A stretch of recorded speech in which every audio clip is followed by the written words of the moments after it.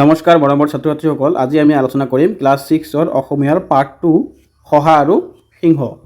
ছাত্ৰ ছাত্ৰীসকল, তোমালোকে এই ভিডিঅ'টোত এই পাৰ্টৰ যিমানখিনি অনুশীলনী কোৱেশ্যন আছে সকলোখিনি তোমালোকে ইয়াতে পাই যাবা আৰু তোমালোকৰ যিবিলাক খালী ঠাই দিয়া আছে এই পাৰ্টটোৰে সেইবিলাক কোৱেশ্যন ইয়াতে তোমালোকে অতি সহজভাৱে পাই যাবা। এতিয়া আমি আলোচনা কৰিম কুৱেশ্যন নম্বৰ 1। চোৱা তোমালোকে কি দি আছে, তলত দিয়া প্ৰশ্নসমূহৰ শুদ্ধ উত্তৰটো বাছি উলিয়াই পাঠত বিচৰণ কৰি সঠিক বৃত্তটোত পূৰ কৰা। তেনেকুৱা ইয়াত কোৱেশ্যনটো কি দিছে, জীৱ জন্তুবোৰে অৰণ্যৰ পৰা সিংহত নোহোৱা হৈ যাব বুলি কিয় ভয় খাইছিল? ইয়াৰ উত্তৰটো হ'ব খ নম্বৰ, মন্দমতীয়ে যধে মধে জন্তুবোৰ বধ কৰাৰ বাবে। যেনেকুৱা তোমালোকে চোৱা ইয়াত উত্তৰটো হৈছে খ নম্বৰ, সেইকাৰণে এই বাকচত থকা খ নম্বৰ যিটো আছে সেইটো তোমালোকে এনেকৈ পূৰ কৰি দিবা। ঠিক তেনেকৈ এইটো কৰি দিবা। ইয়াত যেনেকুৱা কুৱেশ্যনটো কি দি আছে, মন্দমতীয়ে কুৱাটোৰ ভিতৰলৈ কিয় জাপ দিছিল? ইয়াৰ উত্তৰটো দি আছে ঘ নম্বৰ, কুৱাটোৰ ভিতৰত অন্য এটা সিংহ থকা বুলি ভবাৰ বাবে। ইয়াৰ ঘ নম্বৰটো তোমালোকে এনেকৈ পূৰ কৰি দিবা, কাঠপেঞ্চিলেৰে ধুনীয়াকৈ তোমালোকে পূৰ কৰি দিবা। 2 নম্বৰ কি দিছে, তুমি ওপৰৰ উত্তৰকেইটা কিয় শুদ্ধ বুলি বাছি ল'লা? সহপাঠীৰ লগত আলোচনা কৰি কোৱা। তোমালোকে এই বস্তু দুটা তোমালোকৰ বন্ধু বান্ধৱীৰ লগত আলোচনা কৰি ক'বা বা বিচাৰি উলিয়াবা, কিন্তু মই ইয়াতে তোমালোকৰ সুবিধাৰ কাৰণে এনচাৰটো লৈ আহিছোঁ। ইয়াত চোৱা কি দিছে এনচাৰটোত, মন্দমতীয়ে প্ৰতিদিনে অৰণ্যৰ বহু জন্তু বিনা কাৰণেই বধ কৰিছিল। ইয়াৰ ফলত অৰণ্যৰ জীৱ জন্তুৰ সংখ্যা কমি যাব বুলি সিহঁত ভয় কৰিছিল। 2 নম্বৰটো কি আছে, কুৱাৰ পানীত নিজৰ প্ৰতিবিম্ব মানে নিজৰ ছবিটো দেখা পাই মন্দমতীয়ে ভাবিছিল যে ই কোনো দ্বিতীয় সিংহ, সি সেই সিংহক ধৰিবৰ বাবে জাপ মাৰিছিল। তাৰপিছত তোমালোকে অহা কুৱেশ্যন নম্বৰ 3, ইয়াত কি কৈছে, শহা আৰু সিংহ সাধুটো কোৱা। শহা আৰু সিংহ সাধুটো তোমালোকে পঢ়িবা এবাৰ, এইটো মই কৈ নাযাওঁ, তথাপিও অলপ তোমালোকক কৈ যাওঁ সুবিধাৰ কাৰণে। এই সাধুটোৰ মূল বক্তব্য হ'ল, বলতকৈ বুদ্ধিৰ সদায় শ্ৰেষ্ঠ। এক সৰু সহায় বুদ্ধিৰ সহায়ত বলৱান সিংহৰ হাতৰ পৰা অৰণ্যৰ সকলো জীৱ জন্তুক ৰক্ষা কৰিছিল। তাৰপিছত তোমালোকে অহা কুৱেশ্যন নম্বৰ 4, ইয়াত দিয়া আছে কি চোৱা তোমালোকে, তলত দিয়া শব্দবোৰৰ অৰ্থ আঁচ টানি মিলোৱা। ইয়াত কিছুমান অৰ্থ দিয়া আছে, এইবিলাক তোমালোকে কি কৰিব লাগে, আঁচ টানি মিলাব লাগে ইয়াৰ ফালৰ পৰা এইফাললৈ। তোমালোকক মই ধুনীয়াকৈ লৈ আহিছোঁ ইয়াৰ পৰা চাই তোমালোকে কিতাপত মিলাই ল'বা আৰু পঢ়িবা, মই কৈ নাযাওঁ। তাৰপিছত আমি আৰম্ভ কৰিম 5 নম্বৰ 6 নম্বৰৰ কুৱেশ্যনখিনি। তাৰ আগতে মই তোমালোকক ক'ব বিচাৰোঁ যে তোমালোকে যদি মোৰ চেনেলটো এতিয়ালৈকে ছাবস্ক্ৰাইব কৰি ৰখা নাই, চেনেলটো ছাবস্ক্ৰাইব কৰি ৰাখি দিয়া, কাৰণ তোমালোকৰ এনেকুৱা ধৰণৰ ভিডিঅ' সকলোবিলাক ছাবজেক্টতে পাই যাবা। চ' এতিয়া আমি আলোচনা কৰিম 5, 6, 7। যেনেকুৱা চোৱা ইয়াত 5 নম্বৰ কুৱেশ্যন কি দি আছে, তলত দিয়া প্ৰশ্নকেইটাৰ উত্তৰ কোৱা আৰু লিখা। ইয়াত ক নম্বৰত কি দিছে, অৰণ্যৰ জীৱ জন্তুবোৰ কোনে যধে মধে বধ কৰিছিল? ইয়াৰ উত্তৰটো হ'ব, অৰণ্যৰ জীৱ জন্তুবোৰ মন্দমতী নামৰ সিংহটোৱে যধে মধে বধ কৰিছিল। খ নম্বৰ কি দি আছে, শহাটোৱে মন্দমতীৰ ওচৰলৈ মুঠ 5টা শহা অহা বুলি কৈছিল। দৰাচলতে কেইটা শহা আহিছিল? ইয়াৰ উত্তৰটো হ'ব কি, শহাটোৱে মন্দমতীৰ ওচৰলৈ মুঠ 5টা শহা অহা বুলি কৈছিল, দৰাচলতে এটা শহা আহিছিল। তাৰপিছত তোমালোকে অহা গ নম্বৰ কুৱেশ্যনটো কি কৈছে, কুৱাৰ পানীৰ প্ৰতিবিম্বটো দেখি মন্দমতীয়ে কি কৰিছিল? উত্তৰটো হ'ব, কুৱাৰ পানীৰ প্ৰতিবিম্বটো দেখি মন্দমতীয়ে আন এটা সিংহ আছে বুলি ভাবি খঙতে জাপ মাৰি দিছিল। এতিয়া অহা 6 নম্বৰ কুৱেশ্যন। 6 নম্বৰ কি কৈছে, তলত দিয়া প্ৰশ্নকেইটাৰ উত্তৰ দলত আলোচনা কৰি উত্তৰ লিখা। তোমালোকে এইবিলাক তোমালোকৰ বন্ধু বান্ধৱীৰ লগত আলোচনা কৰিবা, তাৰপিছত এনচাৰখিনি লিখিবা। ইয়াত কৈছে কি, অৰণ্যৰ জীৱ জন্তুবোৰে আলোচনা কৰি কি সিদ্ধান্ত লৈছিল? ইয়াৰ উত্তৰটো হ'ব, সিহঁতে সিদ্ধান্ত লৈছিল যে প্ৰতিদিনে পালক্ৰমে এটা জন্তু সিংহটোৰ ওচৰলৈ পঠিয়াব যাতে সিংহ চাৰিওফালে মাৰি নুফুৰে। এইদৰে কৰিলে সিহঁতৰ ক্ষুধাও নিবাৰণ হ'ব আৰু সিহঁতৰ ধ্বংসৰ পৰা ৰক্ষা পাব। তাৰপিছত আহা খ নম্বৰ কি আছে, কুৱাৰ পানীত শহাটোৱে তাৰ প্ৰতিবিম্বটো দেখি কি বুদ্ধি পাঙিছিল মানে এইটো কি বুদ্ধি কৰিছিল তোমালোকে লিখিব পাৰা। ইয়াৰ উত্তৰটো হ'ব কি শহাটোৱে ভাবিলে সিংহক নিজ স্বাৰ্থ দেখুৱাই ইমান খঙাল কৰি দিব যাতে সি লাফ দি পানীত পৰে।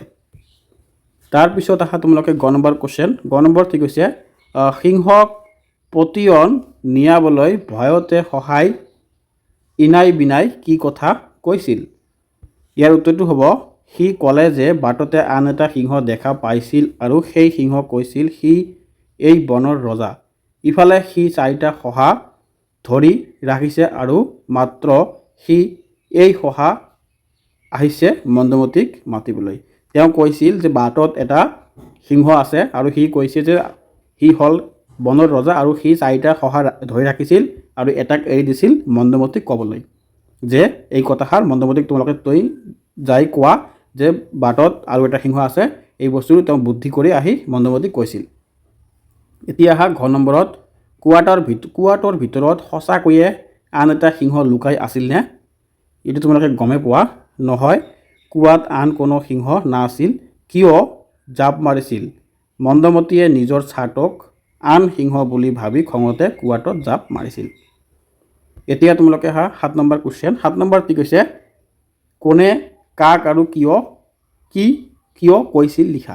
এইবিলাক কিছুমান চেণ্টেঞ্চ দি আছে। এই চেণ্টেঞ্চখিনি কোনে কাক কৈছিল আৰু কিয় কৈছিল আমাক লিখিব লাগে। তেনেকুৱা প্ৰথমটো কি দি আছে এনে কৰিলে আপুনি চিকাৰ ধৰিবলৈ একো কষ্ট কৰিব নালাগে আৰু অনায়াসে খাই বাই থাকিব পাৰিব। অৰণ্যৰ জীৱ জন্তুবোৰে মন্দমতীক কৈছিল। মন্দমতী মানে সেই সিংহটোৰ নাম মন্দমতীক কৈছিল।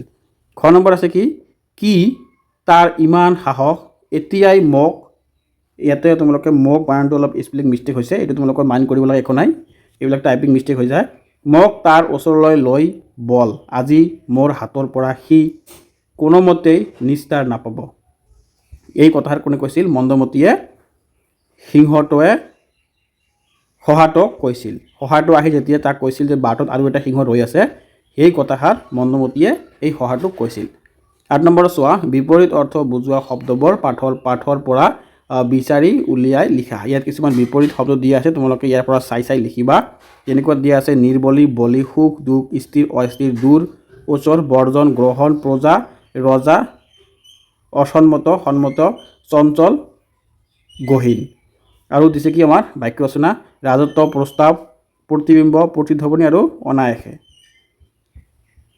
ইয়াত চোৱা তোমালোকে যদি এই ওপৰত বুজি পোৱা নাই, ওপৰত যিখিনি মই কিতাপৰ পৰা লিখি দিছোঁ, তথাপি তোমালোকে ইয়াৰ পৰা চাই ধুনীয়াকৈ লিখিব পাৰা। যদি স্পেলিংবিলাক বুজি পোৱা নাই ওপৰত, ঠিক এনেকৈ নিৰ্বল, বলি, সুখ, দুখ, স্থিৰ, অস্থিৰ, দূৰ, ওচৰ, বৰ্জন, গ্ৰহণ, প্ৰজা, ৰজা, অসন্মত, সন্মত, চঞ্চল, গহীন।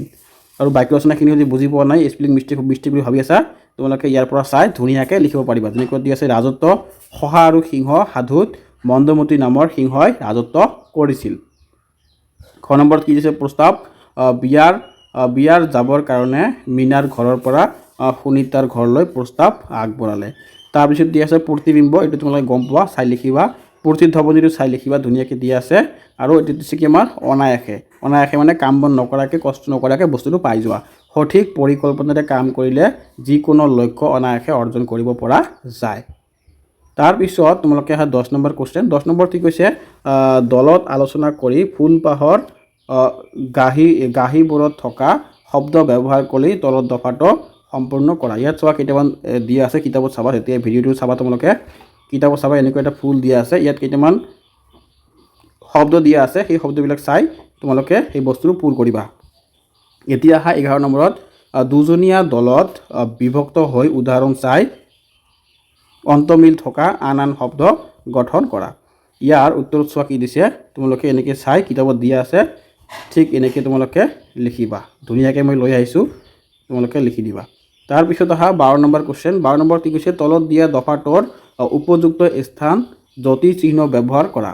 ইয়াত কি কৈছে উত্তৰটো চোৱা শহাটোৰ কথাখিনি শুনাৰ লগে লগে মন্দমতীয়ে কেশৰ ফুলাই গল্পলীয়া মাতেৰে ক'লে কি তাৰ ইমান সাহস এতিয়াই মোক তাৰ ওচৰলৈ লৈ বল, আজি মোৰ হাতৰ পৰা সি কোনোমতে নিস্তাৰ নাপাব।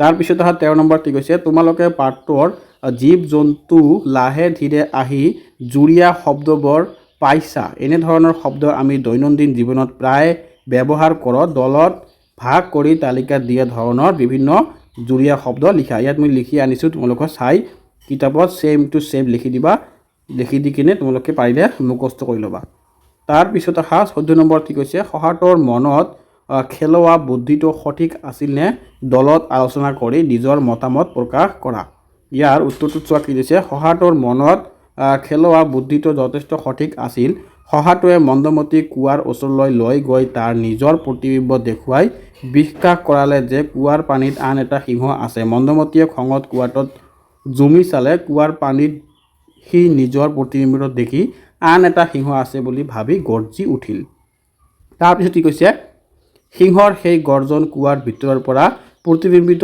হৈ ওপৰলৈ ওলাই আহিল লগে লগে মন্দমতিয়ে কুৱাৰ ভিতৰত থকা সিংহটোক ধৰ বুলি কুৱাটোত জাপ দিলে সহাটোৱে সাহস আৰু বুদ্ধিৰে নিজৰ লগতে সকলো জীৱৰ প্ৰাণ ৰক্ষা কৰিছিল তাৰপিছত অহা 13 নম্বৰ ঠিক কৈছে সাধুটোত সহাটোৱে বুদ্ধিৰে অৰণ্যৰ জীৱ জন্তুবোৰ প্ৰাণ ৰক্ষা কৰিলে তোমাৰ অঞ্চলত যদি এটা গড় বা হাতী হঠাতে আহি ওলায় তেতিয়া তুমি কি কৰিবা ভাবি কোৱা আৰু লিখা তোমালোকে এইটো পাৰিলে নিজে কৰিবা কি কৰিবা যদি নোৱাৰা ইয়াৰ পৰা তোমালোকে লিখি ল'বা তাৰপিছত অহা 16 নম্বৰ ঠিক কৈছে চোৱা তোমালোকে ইয়াত চোৱা কি দিছে সহাটোৱে কৌশলেৰে মন্দমতিৰ পৰা নিজৰ লগতে অৰণ্যৰ জীৱ জন্তুবোৰক ৰক্ষা কৰিলে সহাটোৱে অৱলম্বন কৰা এই কৌশলৰ লগত তুমি সহমত হয়নে সপক্ষে আৰু বিপক্ষে যুক্তি দিয়া এইবিলাক কোৱেশ্চন তোমালোকে জাষ্ট চাই ল'বা এইবিলাক এক্সামত নাহে তোমালোকৰ জাষ্ট তোমালোকে এইবিলাক চাই ল'বা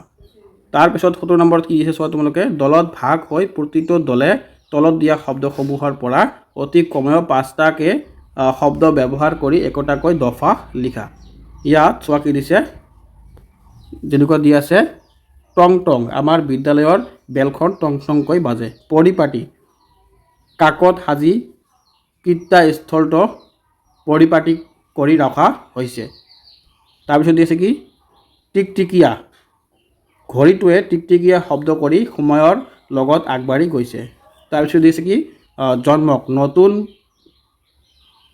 পলিশ কৰা জোতা জোৰ জকমক কৰি উঠিল এই স্পেলিংটো তোমালোকে অলপ চাবা ইয়াতে টাইপিং মিষ্টেক হৈ আহিছে ভালকৈ তোমালোকে লিখি ল'বা তাৰপিছত থুপ জুপ এইবিলাক তোমালোকে পঢ়িবা আৰু চাগে মোৰ কোৱেশ্চন নাই এইখিনি তোমালোকে পাৰিলে নিজে পঢ়িবা ভিডিঅ'টো বহুত দীঘল হৈ গ'ল আৰু কৈ নাযাওঁ ইয়াতে মই ভিডিঅ'টো সমাপ্ত শেষ কৰিলোঁ সামৰি মাৰিলোঁ তোমালোকে ভালকৈ পঢ়িবা আৰু এতিয়া নপঢ়িলে তোমালোকে 8-9ত গ'লে তোমালোকৰ প্ৰব্লেম হ'ব সেইকাৰণে 6ৰে পৰা অলপ ভালকৈ মানে টাইমটো আগুৱাই দিয়া যদি 2 ঘণ্টা পঢ়িছে তোমালোকে 2.5 ঘণ্টা পঢ়াৰ চেষ্টা কৰা চ' ছাত্ৰ ছাত্ৰীসকল ভালকৈ পঢ়া ভালে থাকা আজি মই ইয়াতে সামৰণি মাৰিলোঁ নেক্সট ভিডিঅ'ত তোমালোকে আকৌ লগ পাবা